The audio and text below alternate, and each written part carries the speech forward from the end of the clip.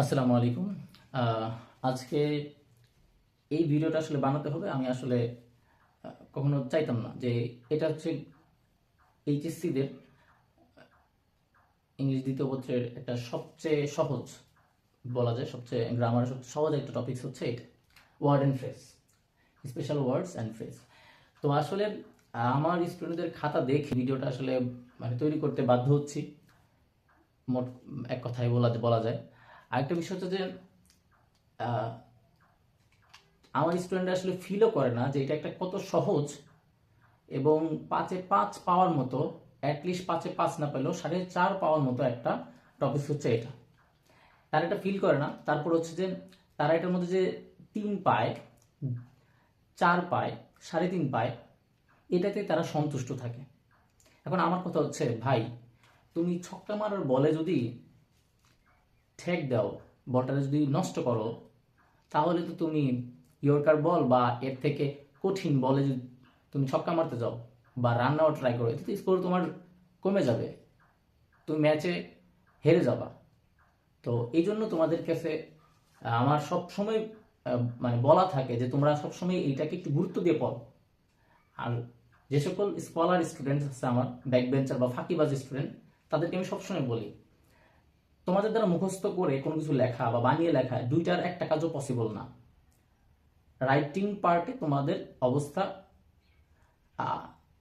10 থেকে 15 20% নম্বর পাওয়ার মতো তোমরা লেখো, যা তোমরা লিখো আর কি।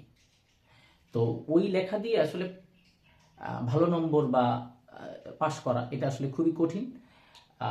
এই জন্য তোমাদের সবসময় বলি যে তোমরা একটা কাজ করবা, গ্রামারে একটু ফোকাস করো।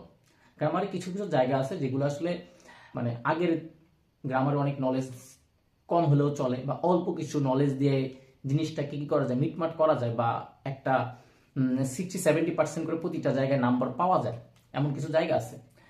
কিন্তু তোমরা তাও কথা শোনো না। তাই বাধ্য হয়ে আজকে, যেহেতু তোমাদের সবচেয়ে বেশি সমস্যা হয় উড রেদার, হ্যাভ টু আর হ্যাড বেটার, এই তিনটা টপিকস আরো একবার ভিডিও করে রেখে দিচ্ছি। মাঝে মাঝে একটু দেখো, যদি মনে হয় যে না আমার আসলে পাস করা দরকার, আমি আসলে দুঃখিত, আমি আসলে মূলত এটা করছি আমার স্পেশাল যে কিছু স্টুডেন্ট আছে, আমাদের কলেজ বা আশেপাশে যে সকল কলেজগুলো আছে সেইগুলোর যে স্পেশাল কিছু স্টুডেন্ট আছে যারা আসলে এই পাস নিয়ে টানাটানি যাদের, তাদের জন্য মূলত এই ভিডিওটা। তো এবার চলে আসি আমরা কিভাবে এই জিনিসগুলোকে আমরা একটু সলভ করতে পারি।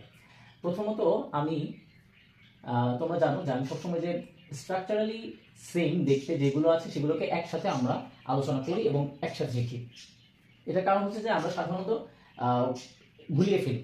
কিছু কিছু জায়গা আছে যেগুলো দেখতে প্রায় স্ট্রাকচারালি দেখতে একরকম, এগুলো আসলে ভুল হয় আমাদের। তো আমরা আসি, would rather, have to, had to, has to, had better. এটা আমরা দুটা সিস্টেম ফলো করব বা দুটা ওয়ে ফলো করব। একটা হচ্ছে হলো সিনট্যাকটিক্যালি, বা এটাকে আমরা বলতে পারি যে স্ট্রাকচারালি একটা গঠন, একটা রুলস ফলো করব। আর একটা মিনিং এর দিকে একটু ফোকাস করবো। আমি সবসময় তোমাদের বলি মিনিংটা খুবই গুরুত্বপূর্ণ, মিনিংটা খুবই গুরুত্বপূর্ণ। কিন্তু আমরা যারা ব্যাক বেঞ্চার আছি সাধারণত মিনিংটা বুঝতে পারি না, বা কম পরিশ্রমী যে সকল স্টুডেন্টরা আছে বুঝি না। কিন্তু আমরা চেষ্টা করব মিনিংটাকে একটু হলে বোঝা, ঠিক আছে? তো দেখি, উড রেদার স্ট্রাকচার সেম, সাবজেক্টের পরে উড রেদার বসে, তারপরে V0 বসে, ভার্বের বেস ফর্ম বসে। তো সবসময় আমরা যেখানে যেখানে ভার্বের বেস ফর্ম বসে সেই জায়গাগুলোতে আগে ফোকাস করব। আর এই জায়গাগুলোতেই তিনটা বসে, এই তিনটাকে আগে চুজ করে নিব। প্রশ্নটা পেয়ে, প্রশ্নটা যখন আমি 2 নঙ্গে যাব, তখন আমরা এই তিনটাকে আগে চুজ করে নেব যেগুলোর পরে ভার্বের বেস ফর্ম আছে। ওকে, আর সাবজেক্ট আছে, এরকম জায়গাগুলো দেখবো আর কি। তারপরে যেটা করব যে আমি দেখব সাধারণত উড রেদারে দেন থাকে, এটা খুঁজে বের করবো। যদি দেন পেয়ে যায় তার মানে বুঝতেই পারবো যে এখানে আমার কি আছে, উড রেদার বসবে, যেহেতু সাবজেক্টের পরে বেস ফর্ম আছে, সাবজেক্টের পরে একটা গ্যাপ, তারপর একটা বেস ফর্ম। ওকে, এরপরে চলে যাব এই দুইটাতে, বাকি যে দুইটা থাকে সেইগুলোতে। এদিকে খেয়াল করবো একটা জিনিস সবসময়, যে হ্যাড বেটারটার মধ্যে সবসময় একটা পরামর্শ দেওয়া, সাজেশন দেওয়া, কোনো কিছু উচিত, কোনো কিছু করা উচিত এমন কিছু বোঝাবে, কনসালটেশন নেওয়া, বৃষ্টি হচ্ছে তুমি আমব্রেলা নিতে পারো, এই ধরনের জিনিসপত্র থাকবে।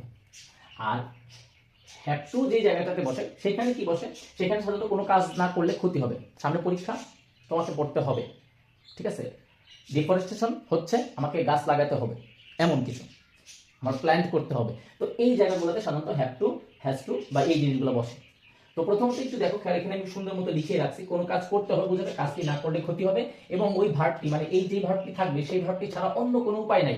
এই কাজটি তোমার সামনে পরীক্ষা, তোমার পড়া ছাড়া কোনো উপায় নাই।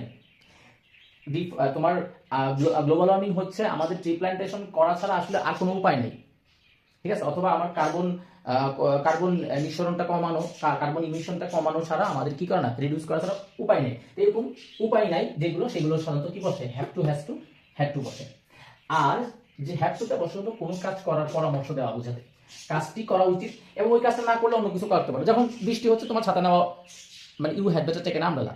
এখন এখানে তুমি ছাতা না নিয়ে, তুমি বৃষ্টি হচ্ছে বসে থাকতে পারো, তুমি ছাতা না নিয়ে রেইনকোট নিতে পারো, তোমার অপশন আছে, কিন্তু হ্যাভ টুতে কোনো অপশন থাকবে না, এটা সবসময় মাথায় রাখবা। তোমাকে সিক দেখাচ্ছে, তুমি ডক্টরের কনসালটেশন তোমার হ্যাড বেটার, তোমাকে নিতে হবে, তোমার নেওয়া উচিত। এখন তুমি কি করতে পারো, তুমি ডক্টরের কনসালটেশন না নিয়ে তুমি কি করতে পারো, যে নিজেই ওষুধ কিনে খেতে পারো বা একটা ফার্মেসিতে যেতে পারো, এখানে অপশন থাকে, হ্যাড বেটার অপশন থাকে, হ্যাড টুতে কোনো প্রকার কি থাকে না, অপশন থাকে না, ওইটাই করতে হবে মাস্ট। এখন কথা হচ্ছে আগের পোর্শনের প্রশ্ন, ওই প্রশ্নগুলো তোমরা এইটা দিয়ে সলভ করার চেষ্টা করবা। আরেকটা বিষয় এখানে ভিডিওতে আমি আরেকবার দেখাই, এই যে এখানে সবার উপরে যেটা দেখতে পাচ্ছি, কেন বলি সবসময় মিনিং এর কথা, আমরা তো সবসময় বলে আসছি স্টুডেন্ট, এখানে দেন দেখলে তুমি কি করবা, উড রেজারটা দিয়ে দিবা। কিন্তু এবার একটা প্রশ্ন ছিল, এই প্রশ্নের মধ্যে সুন্দর একটা প্রশ্ন ছিল যে দুটি কাজ বা দুটি বিষয়ের তুলনা বোঝাবে একটিকে গ্রহণ করবে। একটু খেয়াল করি আমরা প্রথম প্রশ্নটা, যে I would rather not say what I really think about him. একটু খেয়াল করো, এখানে কিন্তু একটা অপশন নিয়েছে, সে ওই জিনিসটা তার সম্পর্কে বলাটা থেকে বিরত থাকাকে, বলা থেকে বিরত থাকতে চুজ করেছে। যেরকম যখনই তুমি চুজ করা মানে কোনো কিছু চুজের মধ্যে চলে আসবে, এখানে আসলে মানে মিনিংটা না জানলে আসলে তোমার এখানে হবে না। কারণ হচ্ছে যে এখানে দেন তো নাই, টেপাকে দেন নাই, তাহলে তুমি কি করবে?